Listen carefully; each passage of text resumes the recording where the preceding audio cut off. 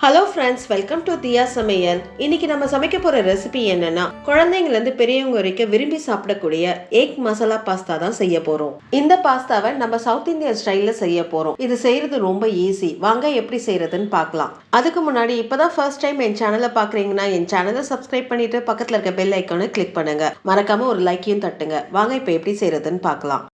First பாஸ்தாவை வேக வச்சு எடுத்துக்கலாம். தண்ணி நல்லா சூடான பிறகு 1/4 ஸ்பூன் உப்பு சேர்த்துக்கோங்க. 1 ஸ்பூன் எண்ணெய் சேர்த்துக்கோங்க.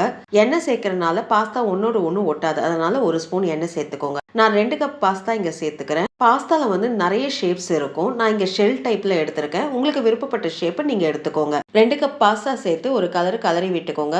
பாஸ்தா பாத்தீங்கன்னா ஒரு 7ல இருந்து 10 நிமிஷத்துல நல்லா வெந்து வந்துடும். அதனால ஒரு 7ல இருந்து 10 நிமிஷம் வேக வச்சா போதும். அப்பப்போ நீங்க கிளறி விட்டுக்கோங்க. இல்ல உங்களுக்கு டைமிங் தெரியலன்னா நீங்க வாங்குற பாக்கெட்டுக்கு பின்னாடி வேக வைக்கிற டைம் இருக்கும். அந்த டைமுக்கு ஏற்ற மாதிரி நீங்க வேக வச்சு எடுத்துக்கோங்க.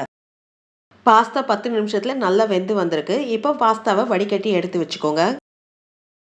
இப்போ முட்டையை நம்ம பொரிச்சு எடுத்துக்கலாம். ஒரு பேன் எடுத்துக்கோங்க. பேன் நல்லா சூடான பிறகு 1 ஸ்பூன் எண்ணெய் சேர்த்துக்கோங்க. இந்த மசாலா பாஸ்தாக்கு 3ல இருந்து 4 முட்டை சேர்த்துக்கலாம். நான் இங்க 3 முட்டை எடுத்துக்கிறேன். உங்க விருப்பத்துக்கு ஏற்ற மாதிரி நீங்க முட்டையை எக்ஸ்ட்ராவா கூட சேர்த்துக்கோங்க. முட்டை சேர்த்து லைட்டா மிக்ஸ் பண்ணி விட்டுட்டு ஒரு 1/4 ஸ்பூன் பெப்பர் சேர்த்துக்கோங்க. தேவையான அளவு உப்பு சேர்த்துக்கோங்க. உப்பும் மிளகுத்தூளும் சேர்த்து கொஞ்சம் விட்டு விட்டு கிளறி விட்டுக்கோங்க. அப்படி கிளறி விடும் போது தான் முட்டை நல்லா பெரிய பெரிய பீசஸாக நம்மளுக்கு கிடைக்கும். அதனால கொஞ்சம் விட்டு விட்டு கிளறி விடுங்க. விட்டு விட்டு கிளறி விட்டதில் முட்டை நல்லா பொரிஞ்சு வந்துருச்சு. இப்போ இதை ஒரு ஓரமாக எடுத்து வச்சுக்கோங்க. இப்போ மசாலா செய்ய ஒரு கடாயை எடுத்துக்கோங்க. கடாய் நல்லா சூடான பிறகு 2ல இருந்து 3 டேபிள் ஸ்பூன் எண்ணெய் சேர்த்துக்கோங்க. எண்ணெய் நல்லா சூடான பிறகு 2 பெரிய சைஸ் வெங்காயத்தை பொடிசா நறுக்கி சேர்த்துக்கோங்க. வெங்காயம் சேர்த்து நல்லா வதக்கி விட்டுக்கோங்க. வெங்காயம் நல்லா வதங்கி அதோடைய கலர் நல்லா சேஞ்ச் ஆகி வரணும். அந்த அளவுக்கு வதக்கி விட்டுக்கோங்க. ஒரு 3ல இருந்து 4 நிமிஷம் விட்டு விட்டு வதக்கி விட்டீங்கன்னா வெங்காயம் நல்லா வதங்கி வந்துடும். வெங்காயம் அந்த எண்ணெயில் நல்லா வதங்கி கலரும் நல்லா சேஞ்ச் ஆகி வந்திருக்கு. இப்போ இதில் 1 ஸ்பூன் இஞ்சி பூண்டு பேஸ்ட்டு நல்லா கோபுரம் மாதிரி எடுத்து சேர்த்துக்கோங்க. இஞ்சி பூண்டு பேஸ்ட்டை சேர்த்து அதோடைய பச்சை வாசனை போகிற அளவுக்கு நல்லா வதக்கி விட்டுக்கோங்க. ஒரு 1ல இருந்து 1.5 நிமிஷம் வதக்கி விட்டிங்கன்னா அதோடைய பச்சை வாசனை நல்லா போய் ஒரு நல்ல ஃப்ளேவர் வெளியில் வரும். இஞ்சி பூண்டோடைய பச்சை வாசனை போய் நல்ல ஒரு ஃப்ளேவர் வெளியில் வருது. இப்போ இதில் 2 பெரிய சைஸ் தக்காளியை அரைச்சி சேர்த்துக்கோங்க. தக்காளியை அரைச்சி சேர்க்கறனால நம்மளுக்கு பாஸ்தா நல்லா சாஸியாக இருக்கும். அதனால தக்காளியை அரைச்சி சேர்த்துக்கோங்க. தக்காளி சேர்த்து ஒரு கலரி விட்டுக்கோங்க. ஒரு கலரி விட்டுட்டு இப்போ இதில் மசாலாவை சேர்த்துக்கலாம். 1/4 ஸ்பூன் மஞ்சப்பொடி சேர்த்துக்கோங்க.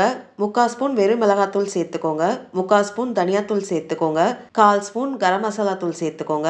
3/4 ஸ்பூன் சிக்கன் மசாலா சேர்த்துக்கோங்க. சிக்கன் மசாலா சேர்க்கறதுனால ஒரு நல்ல ஃப்ளேவர் கிடைக்கும். அதனால சிக்கன் மசாலா சேர்த்துக்கோங்க. அப்படி ஒருவேளை உங்ககிட்ட இல்லைன்னா 1/4 ஸ்பூன் எக்ஸ்ட்ராவா கரம் மசாலா தூளை சேர்த்துக்கோங்க.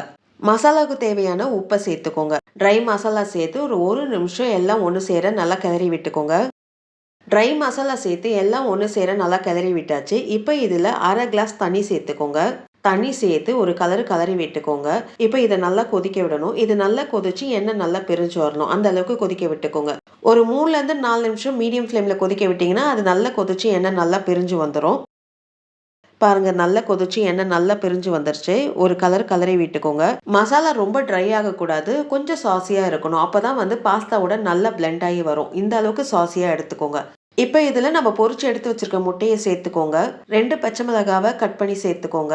நம்ம வேக வச்சு எடுத்து வச்சிருக்க பாஸ்தாவையும் சேர்த்துக்கோங்க. ஒரு 1/2 ஸ்பூன் பெப்பர் சேர்த்துக்கோங்க. கொஞ்சம் கொத்தமல்லி சேர்த்துக்கோங்க. எல்லாம் ஒன்று சேர ஒரு கலரி விட்டுக்கோங்க. மசாலா, பொரிச்ச முட்டை, பாஸ்தா, அந்த பெப்பர் எல்லாம் ஒன்னோட ஒன்று நல்லா பிளெண்ட் ஆகுற அளவுக்கு கிளறி விட்டுக்கோங்க. எல்லாம் ஒன்று சேர நல்லா கிளறி விட்டாச்சு. நல்ல எம்மியான டேஸ்ட்டில் முட்டை மசாலா பாஸ்தா ரெடி ஆயிடுச்சு. இந்த வீடியோ கண்டிப்பாக உங்களுக்கு பிடிச்சிருக்கும்னு நினைக்கிறேன். மறக்காம என் சேனலை சப்ஸ்கிரைப் பண்ணிட்டு பக்கத்தில் இருக்க பெல் ஐக்கானை கிளிக் பண்ணுங்க. அப்படியே ஒரு லைக்கையும் தட்டுங்க. உங்களுடைய ஃபீட்பேக்கை எனக்கு கமெண்ட் செக்ஷனில் போஸ்ட் பண்ணுங்க. நன்றி, வணக்கம்.